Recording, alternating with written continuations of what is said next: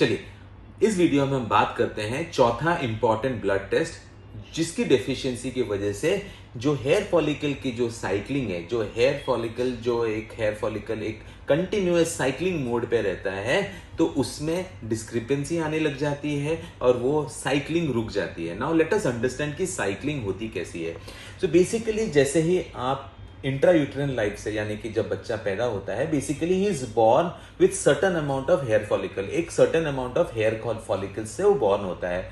Now from the hair follicle hair shaft starts growing, मतलब एक follicle में से हेयर ग्रो होने लग जाती है। Now most of the times 3 से 5 साल तक वो हेयर फॉलिकल में से शाफ्ट ग्रो करती है, जिसे हम एनाजन फेज के नाम से जानते हैं। Basically during this period hair grow होती चली जाती है। आफ्टर अ वाइल, थोड़े टाइम के बाद, after 3 to 5 years of anagen phase, it goes into something called as a catagen phase. So catagen phase में बेसिकली वो जो ग्रोथ प्रमोटिंग प्रोटीन्स रहती हैं वो कम हो जाती है, जिसकी वजह से जो एक्टिव ग्रोथ होती है वो रुक जाती है।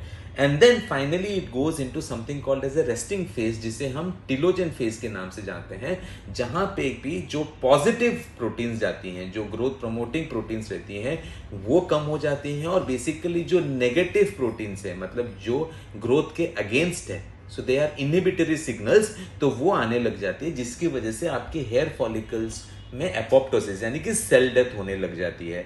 So this entire cycle is called as a hair follicle, जो 3 से 4 साल, फिर 3 से 4 हफ्ते ऑफ कैटेजन, फिर 3 से 4 महीने ऑफ टिलोजन फेज, जो कि जिसे हम रेस्टिंग फेज के नाम से जानते हैं, तो वो एक साइक्लिंग ओवरऑल हर टाइम पे ये चलती रहती है on your entire scalp hair. So हर बॉडी के हर हेयर पे ये साइक्लिंग चलती रहती है, anagen catagen telogen, anagen catagen telogen. Now so when we talk about D3, so D3 एक बहुत ही इंपॉर्टेंट माइक्रोन्यूट्रिएंट है, बेसिकली एक हेयर साइकिल को कंटिन्यू करने के लिए। For this hair cycle to keep on rotating, vitamin D3 एक इंपॉर्टेंट माइक्रोन्यूट्रिएंट है। अगर विटामिन D3 नहीं है तो बेसिकली जो एनाजन फेज के जो बाल हैं, जो टिलोजन में गए हैं, वो टिलोजन में जाके रुक जाती हैं, and once they stop in telogen phase, तो हेयर की थिनिंग चालू हो जाती है, जो कि थिक हेयर से थिन हेयर, जिसे मैंने पहले भी बताया है, जिसे हम मिनिएचराइजेशन के नाम से जानते हैं। तो basically it comes into something called as a telogen phase, और ये टिलोजन फेज पे आके रुक जाती है। जैसे ही रुकती है, हेयर की थिनिंग चालू हो जाती है। तो जैसे मैंने बताया, D3 is very important for this hair follicle cycling. Apart from that, जो D3 है, it is also very important to reduce the inflammation in your hair follicles.